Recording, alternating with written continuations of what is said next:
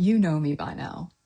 I do not live in the world of vague energetics or ungrounded spiritual practice.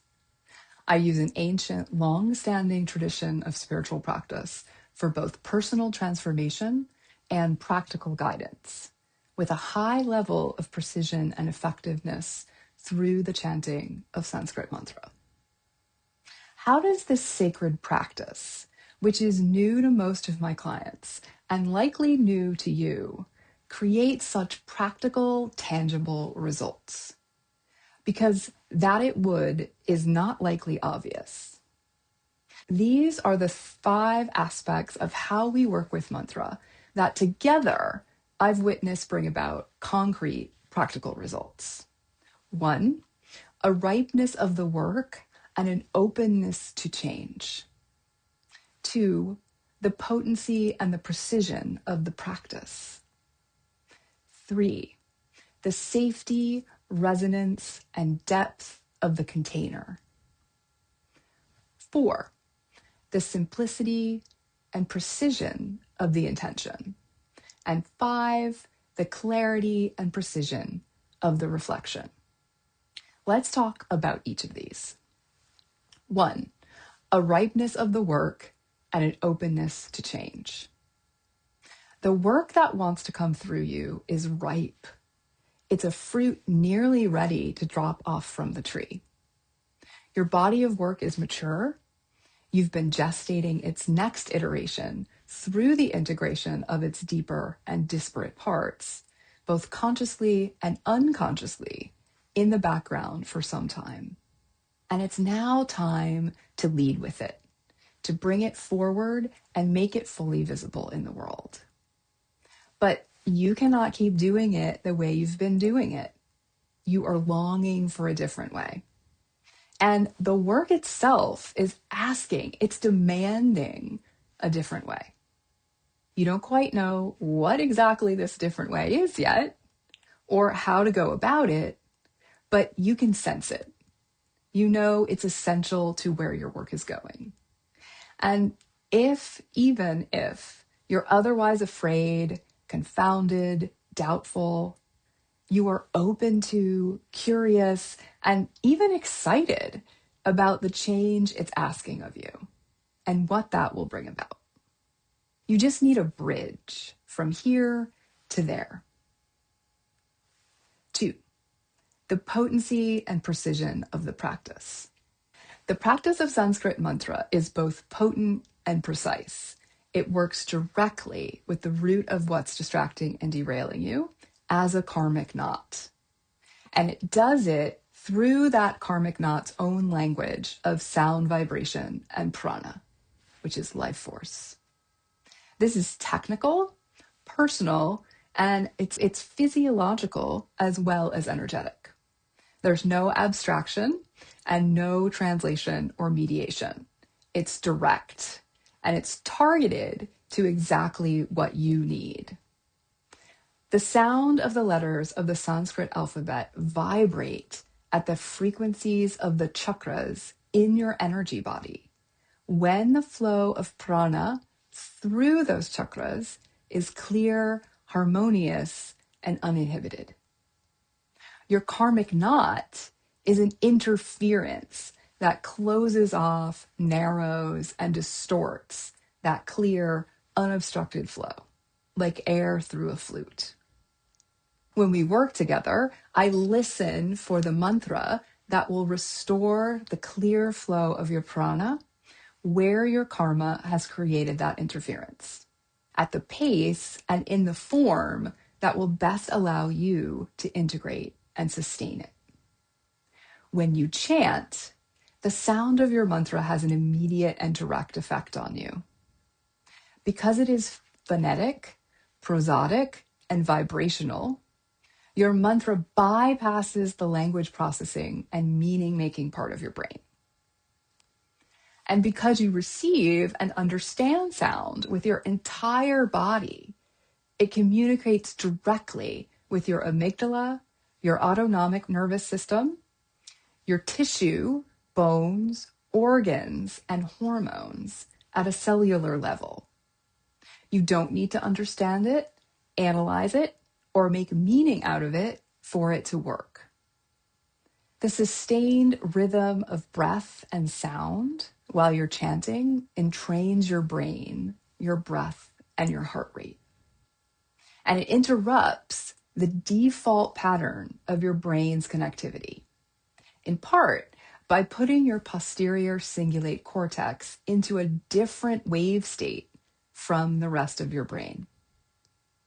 This creates the physiological conditions that interrupt habitual or addictive patterns, decrease your identification with your individual self, and literally enable you to make another choice outside of the pattern of your karma. 3, the safety, resonance, and depth of the container. The container of our practice is clean and clear. It is also resonant, deep, and highly transformative. First, I've been pretty well emptied out. That's what more than 20 years of this practice will do to you. And I have tools to detach and discern what is yours and what is mine, and not entangle the two, mistakenly or otherwise. Second, the resonance and the energetic power of the practice of mantra grows through practice. They are also transmitted through a lineage of practice. So you receive the benefit of my years of practice and the generations of practice within my lineage when we work together. You do not have to be my teacher's student, and you do not have to take up my lineage of practice to benefit from this. You actually don't even need to believe that energy running through a lineage of practice is actually a thing. But no, it transforms the space, and clients reflect that they feel the power of that. They experience profound transformation in a relatively short period of time with no prior experience with the practice of mantra, because it lets them drop in.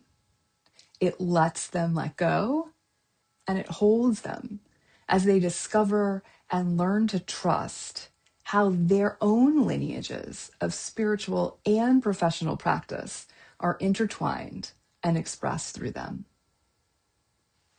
4, the simplicity and precision of the intention. How you use intention and your intention itself is different than how you likely work with intention now, because you untangle a karmic knot moment by moment, using what is present in the moment in a way that is simple, cuts to the root of it, and simultaneously moves you, your body of work, and your business forward. Each intention creates a thread of progression along the trajectory of our work together, guided by what is present for you, so that you untangle the root of what distracts and derails you in exactly the way you need to untangle it. And you weave together the threads of the work that wants to come through you in the way that you and it are uniquely, perfectly, and naturally constituted for. This is really important, and why so many of your practices and approaches may not be reaching it. The present moment is outside of your karma, and therefore, where you untangle it and where you act without its patterning. 5, the clarity and precision of the reflection. You most often cannot see yourself clearly when you are tangled up in a karmic knot. And when you can see yourself and your work clearly, you are likely to doubt it, because most others cannot yet see what you can see, and therefore cannot accurately reflect back to you. I hear this limitation and absence of reflection and this internalization of doubt from my clients all the time. To untangle your karmic knots, to bring forth this new iteration of your work, it's both a necessity and a relief to be seen and heard clearly, and to have it reflected back to you accurately and without agenda. Clients tell me that I say the exact word they need to hear to shift what they're wanting to shift, that I name the unnameable, articulate what has only been felt and sensed, contextualize what has been isolated, and ask the question that opens everything up. And that I do it without judgment or agenda. You tell me that you feel like I see you and I hear you, even though you know I can't literally see you and hear you from here. It's true, verbal precision and seeing the connective thread are part of my innate brilliance. But I have cultivated this perception, discernment, and depth of listening. When we work together, we access the universal field of potentiality, which is known as the Akasha in Shaiva Tantra and the 0 point field in quantum physics. And it holds an energetic memory of everything that has ever been and the potential of everything that ever could be. So we access this, and I focus my awareness to receive information specifically relevant to you at that moment. This is also what creates a clean container and effective present moment intentions. We also, in our practice, attune to the unique energy frequency of your mantra and access the wisdom of its archetypal pattern and sacred mythology. I read the energetic nuance of the chant in its sound, its rhythm, and its pacing, and I perceive its archetypical and mythical symbolism. I know these intimately, and that intimacy is the background against which I can listen to what's happening within your energy vibration and allow it to guide us. There is a skill and a through line to this.